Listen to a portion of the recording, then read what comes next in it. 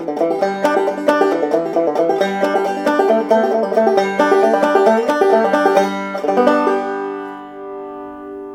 something I call the round peak bounce. I'm going to show you how to do it today on Banjo Blitz. Banjo Blitz! Hey, welcome to Banjo Blitz. Today we are going to tackle the round peak bounce. This is a common technique used in round peak style clawhammer. You can specifically hear it in tunes like Fall on My Knees. If you go and do a Google search for that, look for Brad Leftwich or Fred Cockrum or Tommy Jarrell playing that tune on the banjo, and you will hear this round peak bounce. It's used throughout round peak clawhammer, and it's a great technique to both put into your playing stylistically, but also use it as a springboard to get better pull-offs, because the pull-off, as we know, is one of the most important banjo techniques.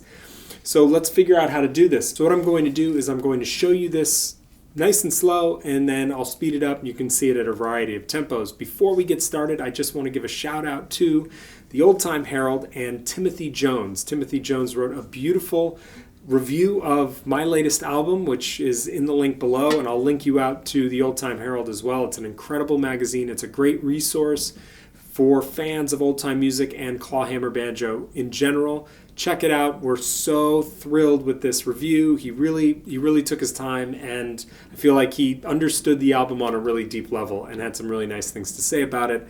So that was a really cool Merry Christmas to us. Speaking of Merry Christmas, I'm in my living room today. As you can see, the fire's going, the tree's lit. I thought I'd bring some festivity for this week's lesson.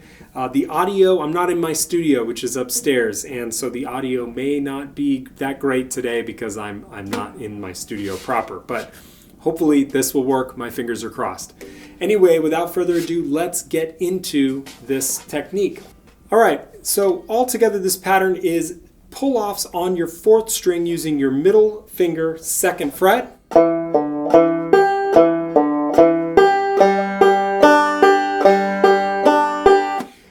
followed by two pairs of double thumbs. So nice and slow, this sounds like this.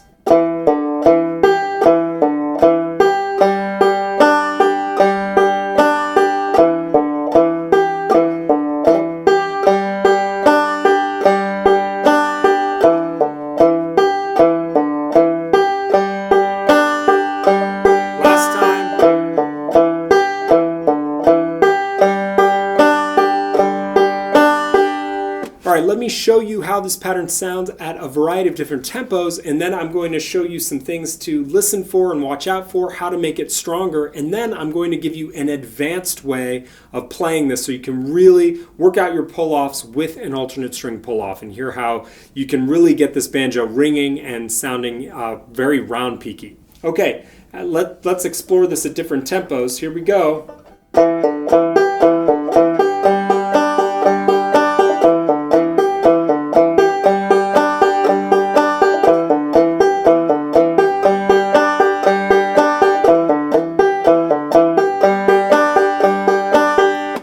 Let's speed this thing up.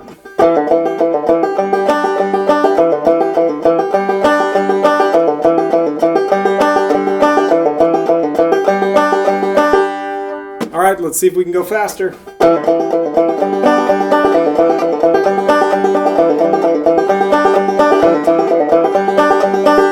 Whew, that's tough. That's really tricky, as you can hear. So let's talk about what to listen for, what to watch out for. The first thing is make sure you're not dragging your string sharp when you do your pull-offs. If you are hearing your string bend or go sharp, that means you're initiating your pull-off too soon. It's something that you just want to train your ear for in terms of just deep listening in general. When you hear this sound, hopefully that's coming through with the audio today.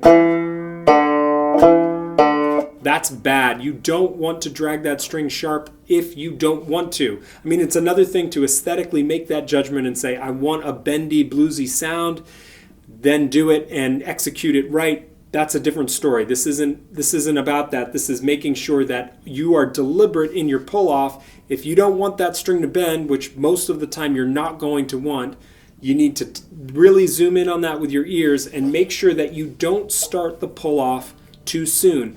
The bend or that dragging a string sharp is an indication, it's like a direct one-for-one, that you are initiating your pull-off too soon and not giving the initiating note its full time in the 8th note count. Because remember, all this is dividing us up into a series of 8 notes.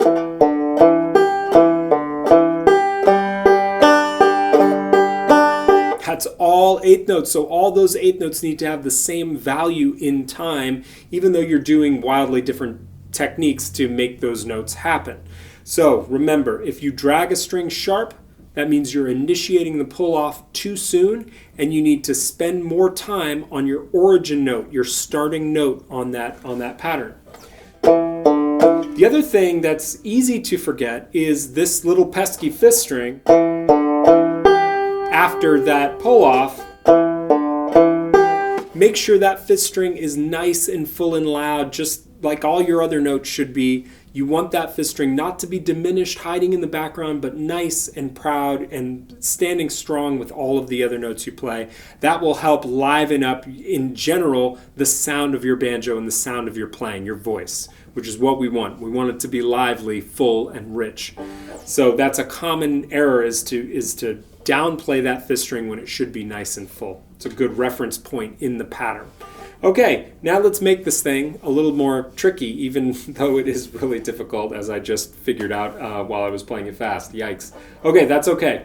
All right, here we go. We're going to put an alternate string pull-off in. So perform your bounce, and then we're going to go. So again, that is a nice alternate string pull off the second time through that double thumbing pattern. So all together, this sounds like.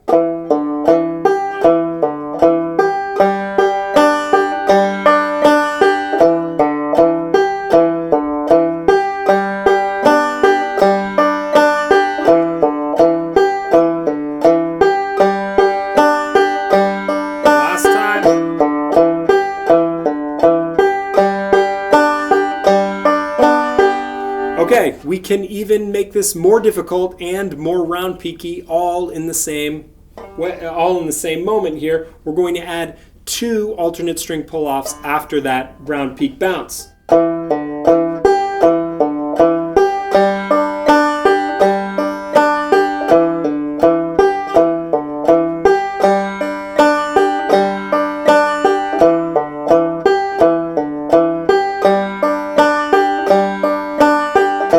Last one.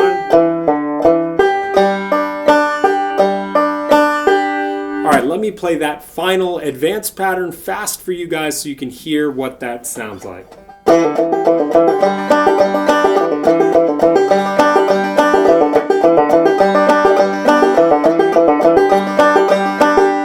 And I'll play it even faster, hopefully. Yikes.